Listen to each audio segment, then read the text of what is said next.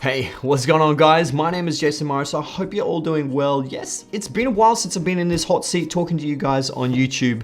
I've been very busy with my commercial work and I am extremely excited and happy that my production company has taken off. It's so good, but it's so busy. I find the producing work is the most difficult part. I am a cinematographer, I'm a DP, I work the camera stuff, the lighting stuff, the back end work. Man, that stuff is difficult, but I'm loving learning this whole brand new role.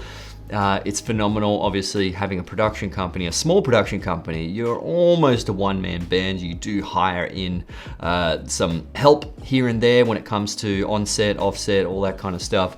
But yeah, it's fun, it's fun. But this video, we're actually gonna be talking about the A7 IV and the reasons why I purchased that over the A7S III and the FX3. Let's get into this video.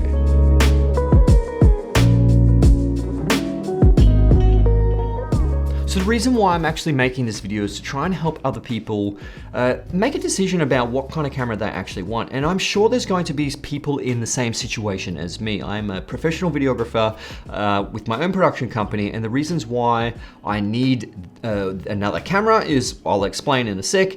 But there's going to be someone else in the same situation, or even a very similar situation, or even not even the same situation at all, but this gives them an idea of why someone in my position might make that decision. So this is a bit of a long-winded video. If you don't want to watch it, click off, click on something else. But the reason why you've clicked on this video is because of the title. You know, I chose the A7 IV over the A7S III or the FX3. So if you do want to watch this, stick around, get busy in the comments section, because I do want to hear your opinion and your use case, what your thoughts are on the A7 IV, and if you actually did purchase it. But I'm just here to discuss and talk to you guys and just catch up. I miss you guys. I really miss making these videos. But yeah, one of the reasons why, well, the first reason why I purchased the A7 IV over the A7S III predominantly is that 33 megapixel sensor. Now it's a 7K sensor downsampled to the nice crisp 4K footage. It's not pixel binned, it's not line skipped, it's full 7K readout, which yeah, it does give you a little bit of rolling shutter because the processor is working so hard to not pixel bin it, and you do get a little bit of rolling shutter. With my FX6, there is pretty much no rolling shutter. The A7S III, pretty much no rolling shutter. It's phenomenal. But if I did actually want to film fast moving subjects, that's what the FX6 is for. So the A7 IV, 7K, downsampled to 4K, it's going to give me very crisp looking footage. Now, the reason why I wanted that nice high resolution sensor is to throw it in APS-C mode. Now, stick with me here. The FX6 doesn't have APS-C mode because it's only a 10.1 megapixel sensor. If I am cropping in on that sensor, there isn't as much resolution when it comes to the 4K footage. Yes, clear image zoom is great, but it still doesn't feel like it gives you the top amount of resolution, whereas you put it into APS-C crop mode, you're still cropping in on the sensor. Yeah, that's cool, but a 33 megapixel sensor gives you something like a 22 megapixel readout on that sensor. I mean, if you are in Super 35 mode, it's not exactly that, because you're shooting in 16:9 format, you're not shooting in 3:2, which they don't have open gate on that camera, which I don't think any Sony camera has open gate. Now, this brings me to my next reason. Reason number 2 is because you're putting into APS-C crop mode and you're still getting really high resolution on that sensor, is that I can use my APS-C lenses. I've got a whole bunch of the Sigma 1.4 primes. I've got my A7SIII lenses, the f1.8 anamorphic lenses. So I've got a Laowa T1 lens. That's going to be phenomenal on this A7 IV because you can put it into crop mode and still have a high resolution sensor. And 4K 60 or 4K 50 is already cropped, and you get less rolling shutter in that because it's a smaller readout. And with APS-C lenses, I cannot wait, because if you try and get an f1.4 lens in full frame, you're looking at like $3,000. It's ridiculous amounts of money here in Australia. But APS-C lenses, you get an f1.4 lens for like $500-600. Like, what? How does that make any sense? APS-C cameras are still phenomenal. I mean, Sony doesn't have a high-end APS-C camera anymore. They had the FS5 and the FS7s. They were the APS-C cinema cameras, which hopefully they'll bring a DSLR or a mirrorless camera that's APS-C higher end, kind of like the A7 IV, but like the A6600, but the APS-C version of the A7 IV. You know what I mean. But if you've seen Andy Murphy on my channel, he has the C70, which is an APS-C sensor or Super 35 sensor. The image from that is just absolutely phenomenal. I absolutely love it. There is absolutely nothing wrong with Super 35 sensors. You guys need to get that out of your head. Full frame isn't always the best. I mean, I love full frame. I've got the A7 III, I've got the FX6, I've got the A7 IV coming, but it's disregarding the point. Cannot wait for these, the camera, so I can use those APS-C lenses.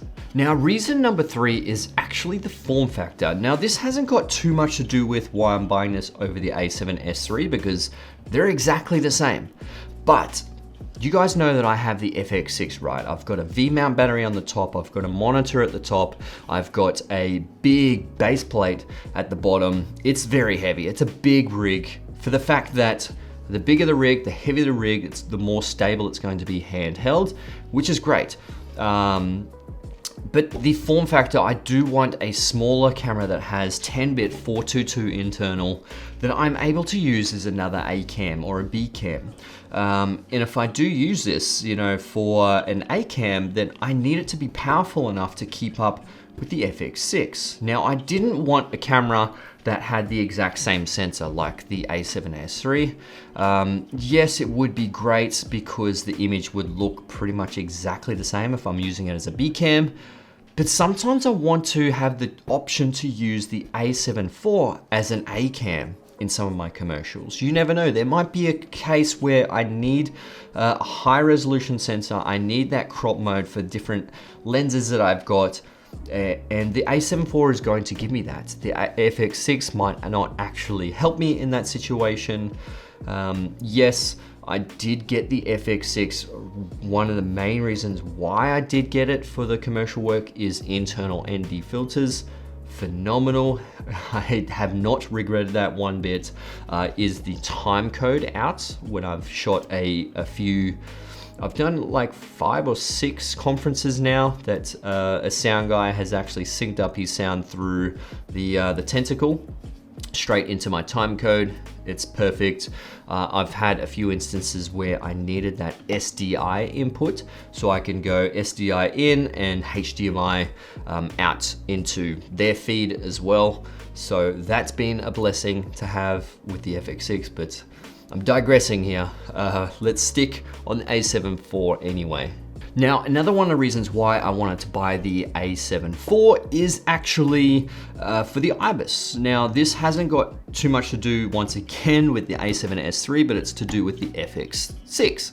The FX6 does not have IBIS. Now, most cinema cameras don't have IBIS, I think mainly for the fact that they've got internal NDs, and I don't know if IBIS is actually possible when it comes to sensor shift, but that's got gyro data inside anyway, and the reason how I get around not having IBIS is I actually use just this lens here. This is the 24-105.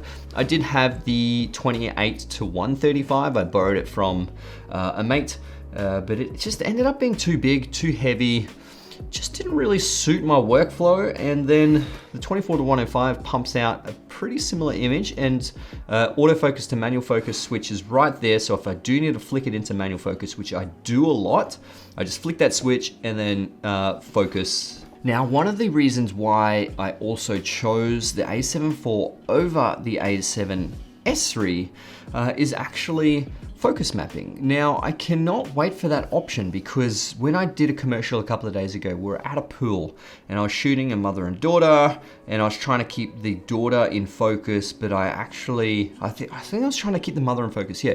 But I actually focused slightly in the background, which I thought was in focus. You do have focus peaking, which seemed to show that they were in focus, but then I looked in the image in post-processing and they were out of focus, and that killed me, because I filmed that wide shot twice, And obviously I didn't shift my focus again. And yeah, that kind of ruins that whole wide shot, which I had other shots anyway, which, you know, was fine. But still, this focus mapping is really interesting because it actually shows you what is in focus and what's out of focus. So the red part is foreground, the blue part is background, and the clear part is what's actually in focus, rather than just having, you know, your red focus peaking, yellow, green focus peaking, whatever color focus peaking you put it on. But it gives you an actual plane of focus, which is really, really, really handy. I cannot wait for that option. And the A7S III does not have that, so I cannot wait for that one. Now, another one is actually the focus breathing compensation. Now, that's not a massive issue for me when it comes to some of my cinema lenses. They don't really have too much of a focus shift when it comes to the breathing. I don't have any G Master lenses. I know G Master lenses do have a lot of breathing issues, which they shouldn't. They're very expensive lenses, but the A7 IV does have that option there where it does crop in and it adjusts the focus breathing for you, which is really cool. But if I did get any G Master lenses, then hey, you know, I've got that option there as well. Now, another reason why I got the A7 IV over the A7S III is actually the megapixel count in photos, because obviously the A7S III is a 12 megapixel camera, and if I do use it for stills, you only get 12 megapixel stills, which, you know, it's perfectly fine, but for some of my client work, they do require video and stills. 12 megapixels is when you sort of put it through post-processing and editing and stuff, it ends up being maybe 10 or 9 megapixels or something. Whereas the 33 megapixel on the A7 IV is going to be phenomenal for my stills, and I cannot wait for that, and especially the ability to crop in and not lose too much resolution. If you put it into APS-C crop mode, you still get a 22 megapixel sensor, which is almost double of the A7S III as well. So you're getting a whole bunch of different options when it comes to cropping and different lens selections. It's going to be so, so good. The A7 IV, or sorry, the A7 III is a 24 megapixel sensor. Perfectly happy. I still use these for my stills. It's in terms of winning, it would be phenomenal. But anyway, yeah, what do you guys think? Did you actually buy the A7 IV?